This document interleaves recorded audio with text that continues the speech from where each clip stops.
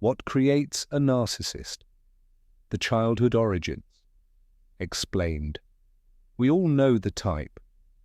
The person who sucks all the air out of the room, who has an unshakable belief in their own superiority and a baffling lack of empathy. It might be the co-worker who shamelessly takes credit for your work, the partner who is never, ever wrong, or the friend whose conversations are always a one-man show. Their behavior is infuriating and often deeply painful, but that entitled adult you see, that's just the armor. What if I told you the real story, the origin of that personality began long before you ever met them, back in their childhood? What if that impenetrable armor was forged in one of two very different fires, a fire of poisonous praise that made them believe they were gods, or a fire of crushing silence that left them scrambling to build a godlike image just to feel like they existed? The truth is, narcissism isn't born from genuine self-love. It's a fortress built around a profound childhood wound. In this video, we're going to get behind that armor.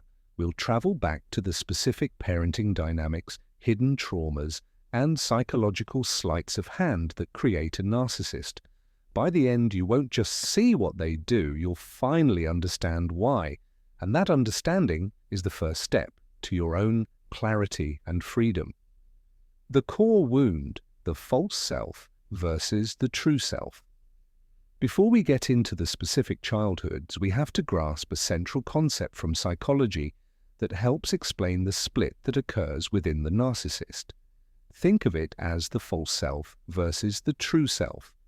The person you see, the grandiose, confident, and arrogant individual, is the false self. It's a carefully constructed persona, a suit of armor designed for one purpose: to protect the deeply wounded inner child, the true self, from any more pain. This false self is the ultimate defense mechanism. It's a character they started playing as a child to get their needs met, whether that was for attention, approval, or sheer survival. Ever wondered why they can be so charming one minute and so cold the next? It's because the false self is a performance. It has no real depth or genuine empathy because it's not a real person. It's a script. The true self, the real person underneath, was suppressed long ago because it was treated as unacceptable or unlovable by their caregivers. This suppressed self is filled with shame, insecurity, and a desperate, unmet need for love. A narcissist's greatest terror is that you'll see behind the armor and catch a glimpse of the fragile, terrified child hiding inside. So the armor stays on at all costs. Every boast, every manipulation, every demand for admiration is another layer of polish on that armor, another desperate attempt to keep the world from seeing the wound they carry. Understanding this model is the key that unlocks everything else. It explains why their confidence feels so brittle and why their rage is so explosive when that confidence is questioned. Now let's look at how this armor gets built. The first path to narcissism, praise, that poisoned. The first path, and the one with the most robust scientific evidence, is paved not with cruelty, but with a specific kind of praise that acts like a poison. This is the path of parental overvaluation. Now, this isn't the same as healthy parental warmth. Parental warmth is telling a child, "I love you," or "I'm so proud of your effort." Research consistently shows that parental warmth builds genuine self-esteem by communicating that the child is loved for who they are. Parental overvaluation sends a totally different message. You are better than everyone else. You are more special, more talented, and more deserving than other kids. Imagine a child who is only showered with affection when they achieve something extraordinary. They get an A and they're called a genius. They score the winning goal and they're a hero. But when they fail, or are just average, that affection vanishes. They learn fast. Love is conditional. It's not for them, it's for their performance. They internalize the dangerous message that to be loved, they must be the best. This child starts to believe the hype, but subconsciously, they know it's not entirely true. They know they have flaws and insecurities like anyone else. But they can't show them, because to be average is to be unlovable. So they suppress their authentic, flawed, true self and pour all their energy into building up the false self, the special, perfect persona their parents reward. This is the critical difference between high self-esteem and narcissism. A person with high self-esteem thinks they are worthy and just as good as others. A narcissist thinks they are better than others. The child who was overvalued grows into an adult addicted to admiration. They need a constant stream of external validation to prop up their fragile ego, because deep down they have no stable sense of self-worth. They were never loved for just being themselves, so they don't know how to be. The praise they got wasn't nourishment. It was a set of golden handcuffs chaining them to a performance they can never stop. The second path, silence, that broke. Now we turn to the second path. If the first path was a noisy coronation, this one is a deafening silence. This is the path of childhood emotional neglect and devaluation. This is the childhood where a kid's emotional needs are consistently ignored, dismissed, or invalidated. It's the home where a child cries and is told to stop being so sensitive. It's where they show excitement and are met with a blank stare. It's where their feelings are treated as an inconvenience. In this environment, the child gets a brutal message: your feelings don't matter, and by extension, you don't matter.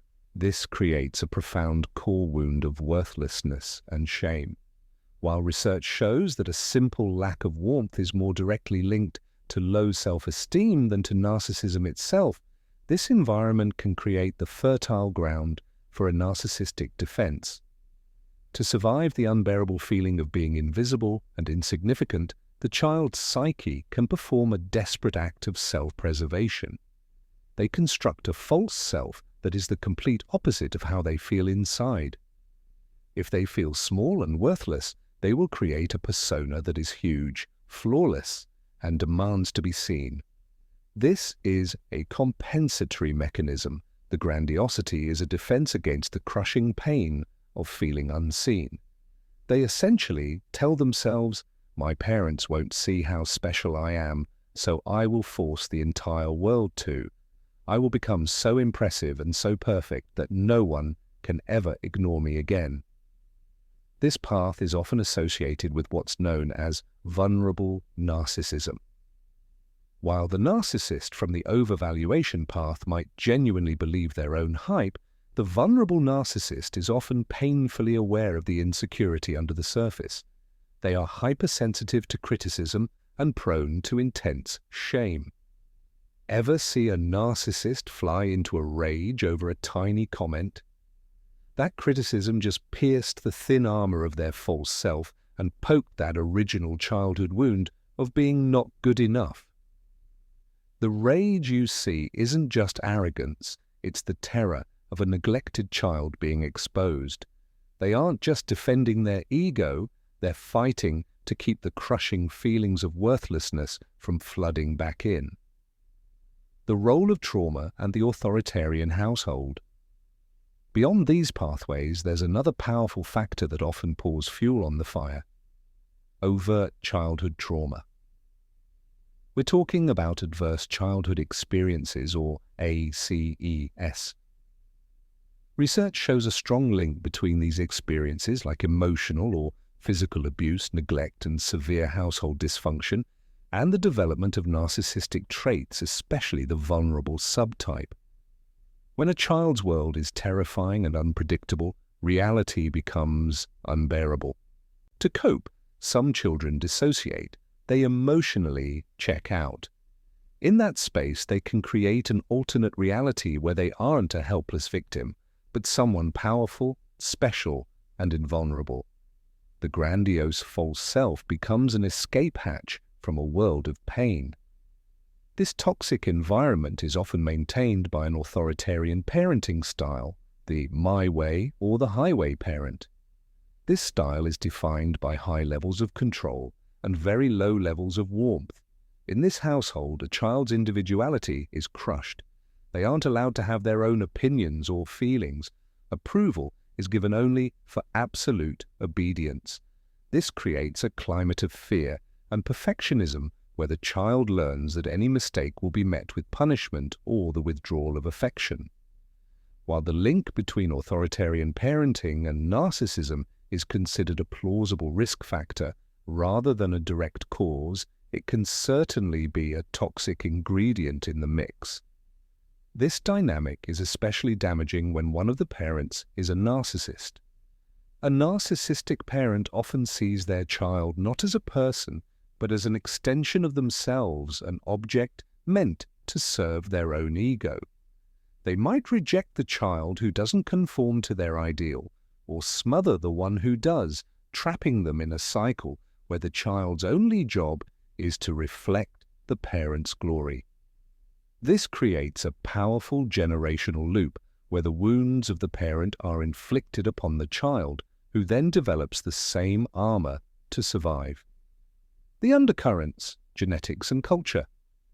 Now, while the childhood environment is the primary architect, it doesn't build on empty ground. We have to acknowledge the role of genetics. To be clear, there is no single narcissism gene. Rather, research, including twin studies, suggests there is a genetic predisposition. Some individuals might be born with a temperament that makes them more susceptible to the environmental factors we've discussed. For instance, a child with a naturally more reactive or sensitive temperament might be more deeply wounded by emotional neglect, making a narcissistic defense more likely. You could say genetics loads the gun, but it's the environment that pulls the trigger. Finally, we have to place all this in a wider cultural context. The soil these seeds are planted in matters. Modern Western cultures, with their intense focus on individualism, competition, and self-promotion, can create an environment that not only encourages but rewards narcissistic traits.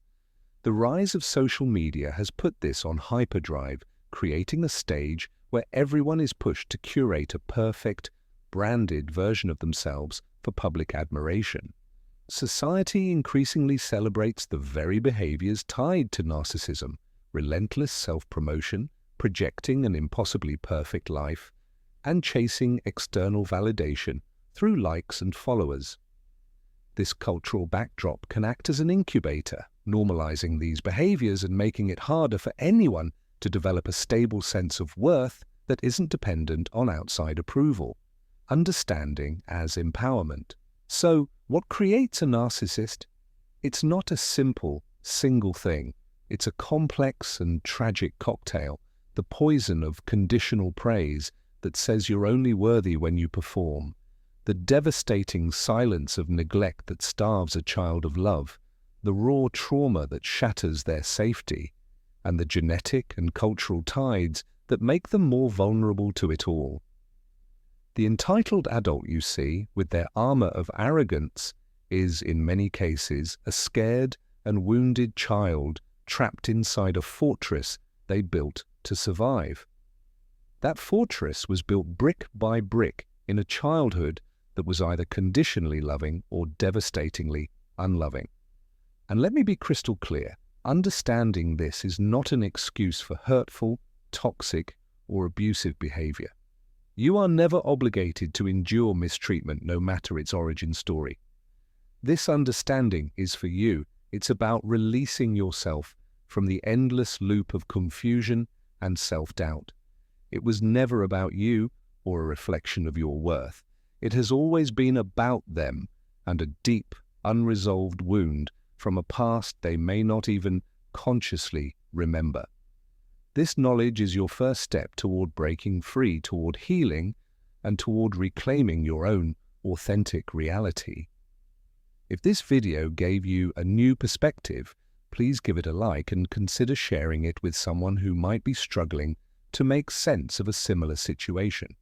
For a deeper look at how to protect yourself in these dynamics, be sure to watch our next video, Setting Boundaries with a Narcissist.